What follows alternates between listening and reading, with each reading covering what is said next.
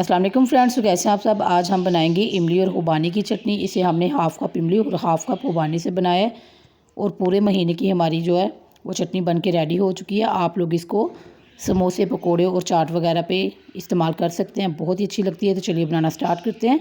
इधर मैंने half cup खुबानी ली थी और हाफ़ कप ही हमने ली थी इमली। इनको हमने आधा घंटा पहले गर्म पानी में भिगो के रख दिया था। खुबानी हमारी अच्छे से सॉफ्ट हो चुकी है और इमली को हम मिक्स करते हुए इसका सारा पल्प जो है वो अलग कर लेंगे। ये भी अच्छी खासी सॉफ्ट हो चुकी है। तो चलिए अब एक बाउल लेंगे और उसमें डाल देंगे हम खुबानी को आपने अच्छे से वॉश करके फिर भिगो के रखना है। अब हम एक बाउल लेंगे, उसमें खुबानी को डाल के अच्छे से बीट कर लेंगे। आपने इसको अभी हल्का सा बीट करना है। फिर इसमें हम इमली का जो पल्प वो निकाल लेंगे, एक स्ट्रेनर लेंगे और बाउल के ऊपर रखेंगे। इमली का सारा पल्प जो है वो अलग कर लेंगे और गुठलियाँ इसकी अलग कर लेंगे। ये बहुत ही आसान मेथड है, इससे बहुत आसानी से जो गुठलियाँ सेपरेट हो जाती हैं। चम्मच की हेल्प से मिक्स करते जाएंगे, थोड़ा थोड़ा पानी डालते जाएंगे और सारा इमली का पल्प जो है वो निकल आएगा और गुठलियाँ साफ़ हो जाएंगी। जब तक गुठलियाँ साफ़ ना हो थोड़ा थोड़ा पानी ऐड करते जाइए और चम्मच से मिक्स करते जाएं और सारी गुठलियाँ जो हैं वो सेपरेट कर लेंगे।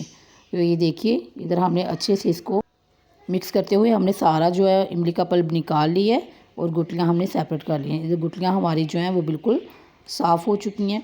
अब इमली और खुबानी के मिक्सचर को अच्छे से मिक्स करेंगे। इसमें ऐड कर देंगे शुगर हमने ली है हाफ़ कप। ये मेजरिंग कप का जो कप है वो हाफ़ कप है।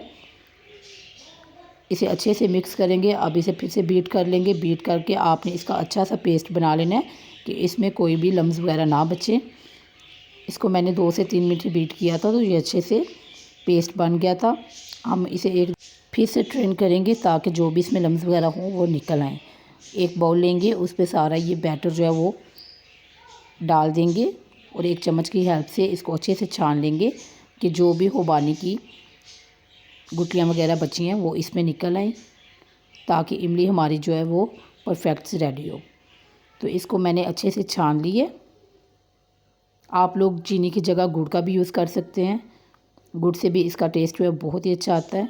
तो ये देखिए, खुबानी को हमने अच्छे से मिक्स करते हुए थोड़ा सा पानी डालेंगे और सारा जो इसका पेस्ट वो निकाल लेंगे। अब चलते हैं इसे पकाने की तरफ। एक पैन लेंगे, उसमें हम सारा जो है इमली का और खुबानी का पेस्ट बना के रखा था वो ऐड कर देंगे। हमारी 10 मिनट में ये शानदार सी चटनी बन के रेडी हो जाएगी। अब इसमें डालेंगे हम हाफ़ कप पानी। मेजरिंग कप से हम सारी चीज़ें इसमें ऐड करेंगे, तभी जो चटनी हमारी वो अच्छी रेडी होगी। सारी इमली को हमने निकाल ली है। अब अच्छे से मिक्स कर लेंगे। मिक्स करके अब इसमें डाल देंगे थोड़े से स्पाइसेस में हम लेंगे नमक हाफ़ टी स्पून ही हम इसमें डाल देंगे सफ़ेद ज़ीरा। अब हम इसमें ऐड कर देंगे जिंजर पाउडर। आपके पास जिंजर पाउडर ना हो तो आप लोग इसमें फ्रेश अदरक जो होता है वो भी यूज़ कर सकते हैं, लेकिन वो आप लोग थोड़ी मिकदार में यूज़ कीजिएगा क्योंकि उसका जो फ्लेवर है वो ज़्यादा तेज़ होता है। इसको अच्छे से मिक्स करेंगे और चलाते हुए इसको पका लेंगे 10 से 15 मिनट। इसमें ऐड कर देंगे टाटरी हमने 1 पिंच ही यूज़ करनी है, ज़्यादा इसमें ऐड नहीं करेंगे। टाटरी हम इसलिए इस्तेमाल करते हैं कि इससे जो चटनी हमारी है वो ख़राब नहीं होती, 1 माह तक इजीली जो है आप इसको यूज़ कर सकते हैं। इसको अब ऐसे ही हम चम्मच चलाते हुए अच्छे से मिक्स करते हुए 10 से 15 मिनट तक पका लेंगे कि अच्छी सी ये थिक हो जाए। जब ये पकने लग जाएगी तो इसका कलर जो है वो चेंज होने लग जाएगा। ये देखिए ऊपर जाग आ रही है। जब ये पक जाएगी तो ये उसकी जाग जो है खुद ही ख़त्म होने लगेगी। इसको अच्छे से हम चम्मच चलाते हुए ऐसे ही हम इसे 10-15 मिनट तक पका लेंगे। साइडों से आप लोगों ने इसको उतारते जाना है कि ये साइडों पे ना चिपके, इससे जो टेस्ट है वो कड़वा हो जाता है। तो देखिए चटनी को पकते हुए तकरीबन इधर 10 मिनट हो चुके थे। मैंने इसको चेक किया था तो मुझे मीठा थोड़ा कम लगा था। मैंने इसमें 1 टेबल स्पून चीनी जो है वो और ऐड कर दी थी।